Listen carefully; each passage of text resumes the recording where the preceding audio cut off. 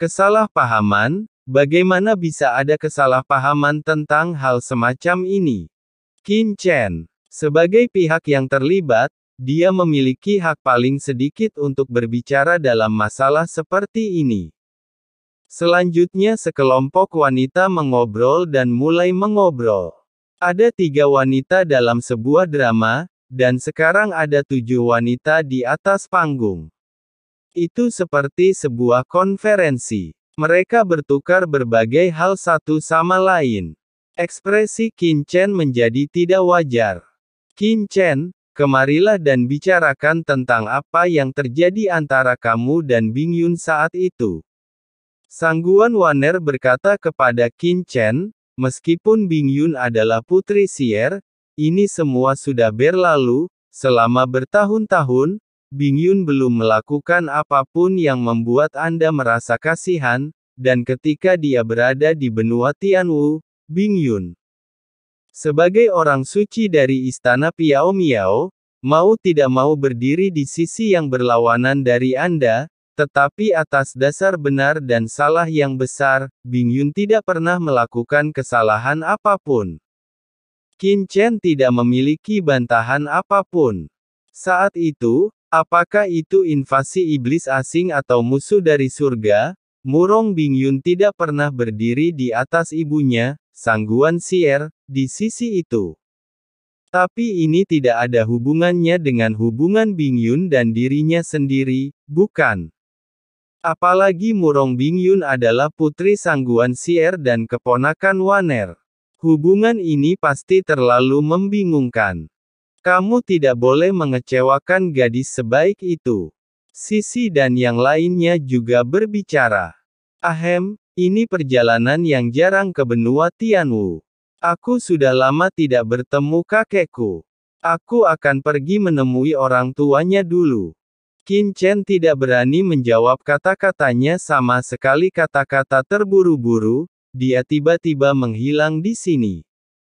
Orang ini, melihat sosok Qin Chen menghilang, Sisi dan yang lainnya tercengang. Qin Chen, bukankah ini terlalu pengecut? Bagaimana bisa ada hal seperti itu? Bahkan saat menghadapi Kaisar Dewa Klan Abis, Qin Chen tidak melarikan diri. Melihat ini, Murong Bing Yun, Putri Zixun dan Putri Lingshan semuanya terlihat sedikit kecewa. Ternyata dalam benak Qin Chen, apakah dia begitu takut menghadapinya? Merasakan emosi beberapa orang, Ru Yue berkata dengan suara yang dalam, jangan khawatir, kami pasti akan membiarkan Qin Chen memberi Anda penjelasan tentang masalah ini. Ya, kami harus membiarkan dia memberikan penjelasan. Dan sisi dia juga berkata dengan marah bahwa pria ini begitu tidak berharga sehingga dia benar-benar meninggalkan mereka dan melarikan diri karena suasananya. Haha, sepertinya Qin Chen masih memiliki perasaan padamu.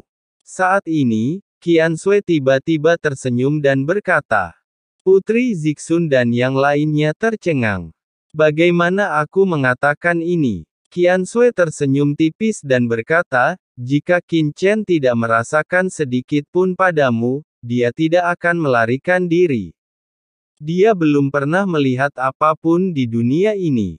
Dia pergi dengan tergesa-gesa hanya karena dia tidak berani menghadapinya, jelas dia masih belum bisa melepaskan hatinya. Hal ini, masih bisakah kamu menjelaskannya seperti ini? Murong Bing Yun dan yang lainnya tercengang. Jangan khawatir, dengan kami di sini, kami pasti akan membantumu membicarakan semuanya, tapi masalah ini tidak bisa diburu-buru untuk saat ini, kata Qian Sui sambil tersenyum. Rumah Pangeran Dingwu. Melihat Qin Chen kembali, Tuan Qin Batian tentu saja sangat senang. Selanjutnya, Qin Chen dan yang lainnya tinggal di rumah Pangeran Dingwu selama beberapa waktu, berkeliling dan melakukan hal-hal favorit mereka setiap hari. Kadang-kadang saat pergi jalan-jalan, Qian Sui dan yang lainnya memanggil Murong Bing Yun dan yang lainnya, tetapi Qin Chen tidak berdaya. Meskipun di alam semesta asli Qin Chen dapat memanggil angin dan hujan, menutupi langit dengan satu tangan, tetapi ketika dia kembali ke rumah, bagaimana mungkin Qin Chen sendiri menjadi lawan Sisi dan yang lainnya? Semua orang berjalan di benua Tianwu, menonton di mana-mana. Selama bertahun-tahun, mereka sudah lama tidak sesantai ini. Namun, betapapun damainya hari-hari itu, suatu hari pada akhirnya akan berlalu. Beberapa bulan kemudian, berdengung, sebuah pesan terkirim ke tangan Qin Chen. Hah! Tuan Kota Jinhu dan yang lainnya berhasil menyatukan lebih dari 300 bidang bintang di seluruh laut semesta selatan dengan begitu cepat. Qin Chen terkejut. Dalam pesan tersebut, penguasa kota Jinhu mengatakan bahwa mereka telah mengintegrasikan semua kekuatan utama di sekitar 13 wilayah selatan dan hanya menunggu Qin Chen mengirim orang untuk mengelolanya. Dibutuhkan banyak waktu hanya untuk melewati lebih dari 300 bidang bintang satu per satu. Efisiensi Tuan Kota Jinhu dan yang lainnya sangat cepat lebih. Sudah waktunya untuk pergi. Mengenai perkembangan masa depan alam semesta awal, Qin Chen secara alami ingin berdiskusi dengan Xiao Yao Supreme dan yang lainnya tentang siapa yang harus dikirim untuk mengambil alih banyak bidang bintang di sekitarnya dan mengelolanya bersama dengan penguasa kota Jinhu. Saat alam semesta awal menjadi semakin kuat, senior Xiao Yao Supreme dan yang lainnya suatu hari nanti akan padam, dan banyak ladang bintang di laut semesta selatan adalah batu loncatan mereka. Hari ini, Qin Chen mengucapkan selamat tinggal kepada Tuan Qin Batian dan melihat sang master melirik ke benua Tianwu, sosoknya berkedip-kedip, dan tiba-tiba menghilang. Qin Chen, Murong Bingyun dan yang lainnya berdiri diam, sudah terbiasa menunggu lama. Alam semesta awal. Kota Liga Rakyat, Qin Chen dan yang lainnya dengan cepat mendiskusikan metode tertentu. Karena pentingnya posisi Laut Semesta Selatan, harus ada ahli terkemuka yang bertanggung jawab. Tidak banyak ahli tingkat kaisar di alam semesta awal saat ini, sehingga keempat Qian Sui telah menjadi salah satu kekuatan paling kuat di alam semesta awal. Harus tetap di alam semesta asli. Di antara mereka, Sisi adalah tokoh kunci yang menghubungkan dunia bawah dan alam semesta asli. Ketika Qin Chen pergi, dia secara alami harus tinggal di alam semesta asli. Selanjutnya, Qian Sui dan yang lainnya mengambil alih banyak ladang bintang di laut semesta selatan atas nama Qin Chen. Dengan penguasa kota Jinhu dan Kaisar Iblis Darah di sini, Qin Chen secara alami tidak perlu khawatir tentang masalah manajemen apapun. Qin Chen, di bawah kepemimpinan Saroye, pergi ke kedalaman langit berbintang kosmik yang luas dan secara resmi memulai perjalanannya ke laut kosmik. Karena Qin Chen tahu betul bahwa jika dia ingin menjadi lebih kuat sekarang, terlalu sulit untuk tetap berada di alam semesta asli. Hanya dengan pergi ke lautan luas alam semesta dia bisa mendapatkan sumber daya yang cukup untuk berkembang. Selain itu, jika ingin mendapat kabar tentang orang tuanya, ia harus datang ke lautan semesta. Adapun jalan abadi kuno, meskipun Kaisar kuno senior telah menunjukkan jalannya, dia juga menjelaskan bahwa dengan kekuatannya saat ini, jika dia bergegas ke jalan abadi kuno, dia mungkin masih tertinggal jauh. Jika Anda ingin memata-matai tempat-tempat pamungkas khusus itu, belum lagi apakah Anda harus memasuki ranah Kaisar Ilahi, tetapi dalam hal budidaya, setidaknya pergi langsung tanpa mencapai puncak Kaisar Agung sudah pasti merupakan tindakan mencari kematian. Di langit berbintang laut alam semesta yang gelap dan tak berujung. Sesosok tubuh besar perlahan-lahan terbang melintasi kehampaan yang tak berujung. Angka ini sangat besar sehingga setiap bintang di sepanjang jalan langsung hancur dan hancur. Namun, di langit berbintang yang luas, ukurannya sangat kecil, seperti gelombang yang tidak mencolok di laut. Tuan, Laut Kosmik Selatan merupakan wilayah di Laut Kosmik yang tidak terlalu kuat. Sebenarnya bukan hanya Laut Kosmik Selatan saja, tapi juga Timur, Barat, Utara, dan 3 lautan kosmik lainnya. Laut Kosmik, ada juga mereka semua berasal dari tanah tandus yang luas. Kelompok dan kekuatan etnis yang benar-benar kuat biasanya bercokol di inti laut semesta.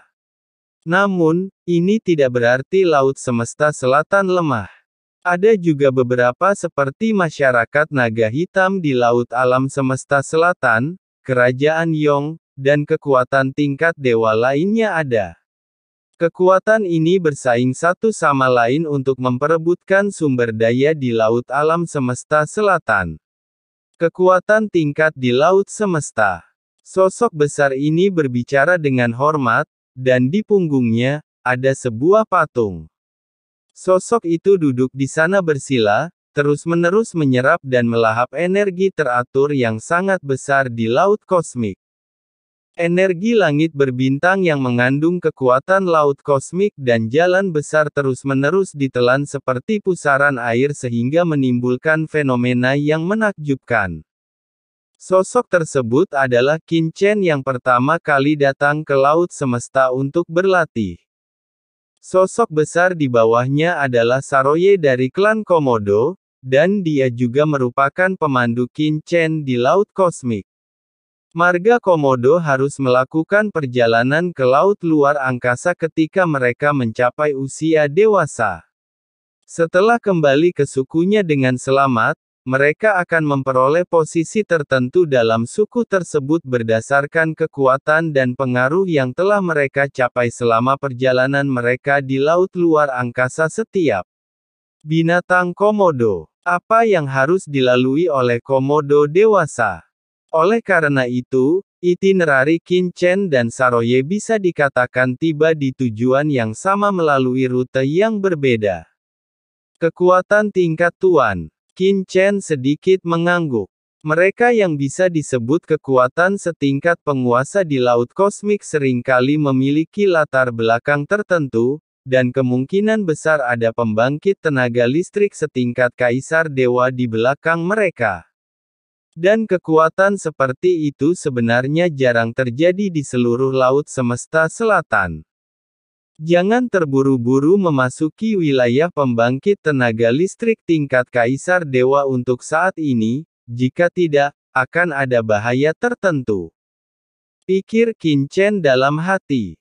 Meskipun Qin Chen sudah lama tak terkalahkan di alam semesta awal, ketika memasuki laut alam semesta, Qin Chen sangat berhati-hati, dan tidak berani mudah terkena bahaya. Qin Chen juga mengetahui dengan jelas dari perkataan kaisar kuno senior bahwa air di laut kosmik sangat dalam dan sama sekali tidak senyaman yang terlihat di permukaan kaisar dan memimpin para dewa kuno untuk menaklukkan laut kosmik, tetapi sebagai hasilnya dia membuat marah mereka yang ada kekuatan besar dalam kegelapan, dan seluruh kelompok etnis ditindas segera setelah dikatakan ditindas. Qin Chen sangat menantikan laut semesta, tetapi dia juga tahu bahwa di sini sangat berbahaya. Sebelum Anda memiliki kekuatan yang cukup, Anda tetap harus bersikap rendah hati dan berkembang secara tidak signifikan. Dan tujuan Qin Chen untuk dirinya sendiri adalah untuk tidak pernah pergi ke tempat di mana Kaisar Dewa berada untuk saat ini. Meskipun dia belum tentu berada dalam bahaya, Qin Chen masih memahami prinsip seorang pria sejati untuk tidak membangun tembok berbahaya. Laut alam semesta selatan sangat luas dan tidak terbatas. Meskipun ada beberapa kekuatan besar seperti Kerajaan Yong, ada juga banyak kekuatan berukuran sedang dan kecil. Jika kekuatan ini ingin bertahan di laut alam semesta selatan, mereka juga harus melakukan beberapa transaksi dan pertukaran. Di Laut Semesta Selatan ini, secara alami terdapat banyak daratan netral yang terbentuk dalam kondisi khusus. Perhentian pertama perjalanan Qin Chen adalah kota besar yang disebut Tanah Sumber Selatan. Tanah Asal Selatan. Ini adalah kota netral di Laut Semesta Selatan, tempat kekuatan yang tak terhitung jumlahnya ditempatkan dan disebar. Itu juga merupakan salah satu tujuan Saroye sebelumnya. Sekarang, berdasarkan niat Qin Chen, pemberhentian pertama mereka adalah pergi ke Tanah Nanyuan.